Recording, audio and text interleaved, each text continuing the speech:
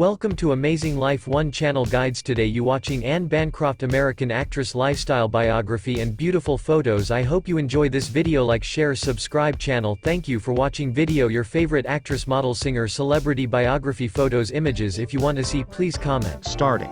Biography. Anne Bancroft, born Anna Maria Luisa Italiano, September 17, 1931 to June 6, 2005, was an American actress. Respected for her acting prowess and versatility, Bancroft received an Academy Award, 3 BAFTA Awards, 2 Golden Globe Awards, 2 Tony Awards, and 2 Primetime Emmy Awards. She is one of only 24 thespians to achieve the Triple Crown of acting. Associated with the method acting technique, having studied under Lee Strasberg at the Actors Studio, Bancroft made her film debut in the noir thriller Don't Bother to Knock, 1952. Following a string of repetitive and glamorous supporting roles, her film career took a toll, with executives reluctant to cast her in prestige roles. In 1958, Bancroft made her Broadway debut with the play Two for the Seesaw, winning the Tony Award for Best Featured Actress in a Play. The following year she portrayed Anne Sullivan in the original Broadway production of The Miracle Worker, winning the Tony Award for Best Actress in a Play. Following her continued success on stage, Bancroft's film career was revived when she was cast in the acclaimed film adaptation of The Miracle Worker, 1962, for which she won the Academy Award for Best Actress. Her film career further progressed with Oscar-nominated performances in The Pumpkin Eater, 1964, The Graduate, 1967, The Turning Point, 1977, and Agnes of God, 1985. Bancroft continued to act in the later half of her life, with prominent roles in The Elephant Man, 1980, To Be or Not to Be, 1983, 84, Charing Cross Road, 1987, Torch Song Trilogy, 1988, Home for the Holidays, 1995, G.I. Jane, 1997, Great Expectations, 1998, and Up at the Villa, 2000. She received multiple Primetime Emmy Award nominations, including for the television films Broadway Bound, 1992, Deep in My Heart, 1999, for which she won, and The Roman Spring of Mrs. Stone, 2003. Bancroft died on June 6, 2005, at the age of 73, as a result of uterine cancer. She was married to director, actor and writer Mel Brooks, with whom she had a son named Max. Early life. Bancroft was born Anna Maria Luisa, or Luisa Italiano, in the Bronx, New York City, the middle of 3 daughters of Mildred née DiNapoli, a telephone operator, and Michael G. Italiano, a dress pattern maker. Her parents were Italian immigrants. In an interview, she stated that her family was originally from Muro Lucano, in the province of Potenza. She was of Roman Catholic faith. Bancroft was raised in Little Italy, Bronx, in the Belmont neighborhood of the Bronx, attended PS 12, later moving to 1580 Zarega Avenue, and graduating from Christopher Columbus High School in 1948. She later attended HB Studio, the American Academy of Dramatic Arts, the Actors Studio and the American Film Institute's Directing Workshop for Women at the University of California, Los Angeles. After appearing in a number of live television dramas, including Studio One and The Goldbergs under the name Anne Marno, later, at Daryl Zanuck's insistence, she chose the less Mediterranean surname of Bancroft, because it sounded dignified. Career. Bancroft made her screen debut with a major role in the 1952 Marilyn Monroe vehicle Don't Bother to Knock. She appeared in 14 films over the next 5 years, including Treasure of the Golden Condor, 1953, Gorilla at Large, 1954, Demetrius and the Gladiators, 1954, New York Confidential, 1955, and Walk the Proud Land, 1956. In 1957, Bancroft was directed by Jacques Tourneur in a David Goodis adaptation, Nightfall. In 1958, she made her Broadway debut as Lovelorn, Bronx-accented Gittell Mosca opposite Henry Fonda, as the married man Gittell loves, in William Gibson's 2-character play Two for the Seesaw, directed by Arthur Penn. For this role, she won the Tony Award for Best Performance by a Featured Actress in a Play. Bancroft won the Tony Award for Best Performance by a Leading Actress in a Play in 1960. Again with playwright Gibson and director Penn, when she played Annie Sullivan, the young woman who teaches the child Helen Keller to communicate in The Miracle Worker. She appeared in the 1962 film version of the play and won the 1962 Academy Award for Best Actress, with Patty Duke repeating her own success as Keller alongside Bancroft. Because Bancroft had returned to Broadway to star in Mother Courage and Her Children, Joan Crawford accepted the Oscar on her behalf, and later presented the award to her in New York. Bancroft co-starred as a medieval nun obsessed with a priest, Jason Robards, in the 1965 Broadway production of John Whiting's play The Devils. Produced by Alexander H. Cohen and directed by Michael Kokoyanis, it ran for 63 performances. Annie's a very gutsy girl. I swear I wouldn't hesitate to put her in at shortstop for the New York Yankees. Arthur Penn, director of The Miracle Worker. Bancroft received a second Academy Award nomination for her performance in The Pumpkin Eater, 1964. Bancroft was widely known during this period for her role as Mrs. Robinson in The Graduate, 1967, for which she received a third Academy Award nomination. In the film, she played an unhappily married woman who seduces the son of her husband's business partner, the much younger recent college graduate played by Dustin Hoffman. In the movie, Hoffman's character later dates and falls in love with her daughter. Bancroft was ambivalent about her appearance in The Graduate. She said in several interviews that the role overshadowed her other work. Despite her character becoming an archetype of the older woman role, Bancroft was only 8 years older than on-screen daughter Catherine Ross, and just 6 years older than Hoffman.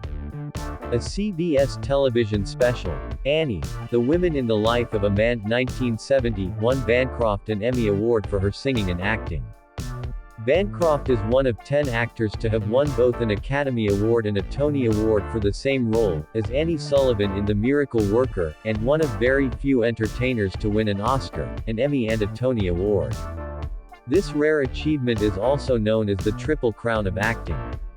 She followed that success with a second television special, Annie and the Hoods, 1974, which was telecast on ABC and featured her husband Mel Brooks as a guest star.